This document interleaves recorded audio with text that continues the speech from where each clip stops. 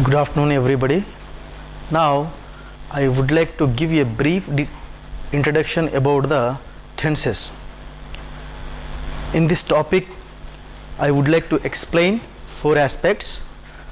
The first aspect is what is tense. The second one is types of tenses. The third one is use and formula of simple present. And the fourth one is exercises with simple present. Let I begin with the use of tenses. Tense, it is an English word. It is derived from the Latin word tempus. Tense, it is a English word. It is derived from the Latin word tempus. Tempus or tense shows time. So, there is a topic in English language that describe about the time, that is tenses. Generally, in English language, we have three types of tenses. The first one is present tense, and the second one is past tense, the third one is future tense. These three tenses has subcategorized into 12 forms, and each one has subcategorized into 4 forms. The first form of all the tenses is simple, and the second one is continuous, third one is perfect, fourth one is perfect continuous or perfect progressive. So, now I would like to explain about simple present. The simple present, it is used to talk about 5 things. The first thing is habitual action. The second thing is universal truths. The third thing is general truths. The fourth one quotations, and fifth one scientific facts. So, in this form of the tense, we have three formulas. The first formula to frame positive sentences: subject plus V1 plus SES plus V1 plus object. The second formula to frame negative sentences, we follow subject do or does plus not plus V1 plus object. The third formula to frame interrogative sentences, it is do or does plus V1 plus object. So, now we will see the examples with the simple present.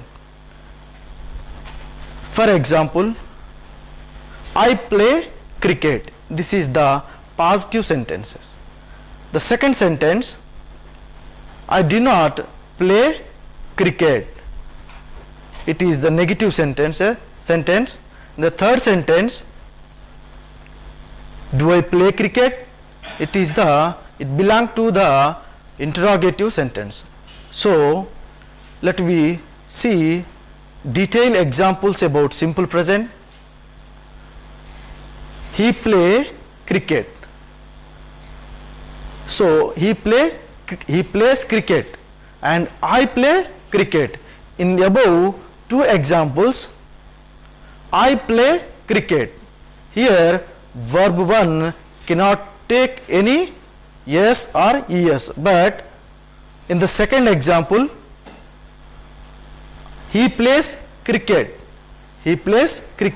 Here in this sentence, verb 1 takes place yes, because if a sentence starts with third person singular, then verb 1 takes place yes or es or ies. For example, she sings well. I sing well. In the above sentence, I is the first person singular, he is the third person singular. So, when a sentence begins with third person singulars like he, she, it are names like Raju and Naresh. Okay, then a verb 1 takes place yes, es or ies, and then we will see the five aspects of simple present. Simple present describes about the habitual actions. What are the habitual actions? Habitual actions are like our daily activities. For example, Sheila gets up at 5:30 in the morning. So these are the repeated activities of Sheila. So Sheila is the third person singular, so we used in this sentence to the verb 1 yes. If I wake up at 5:30 in the morning, I is the first person singular, and you, they, we, these are all the subjects. When a sentence starts with I, we, you, they, we cannot use yes or es to the verb 1. If a sentence starts with the third person singulars, we must be use yes or es to the verb 1. Then we see the second aspect of simple present, that is general truths.